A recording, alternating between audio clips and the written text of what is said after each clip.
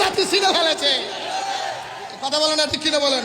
এই জন্য আমি গজলে গজলে কইছিলাম তো, আরে মসজিদেতে হামলা করে মন্দিরেতে পূজা করে।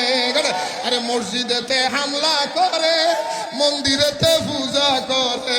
ওরে মিলাদ কি আমি বেদাত বলে, মিলাদ কি বেদাত বলে, গীতা বলে কি মধুর।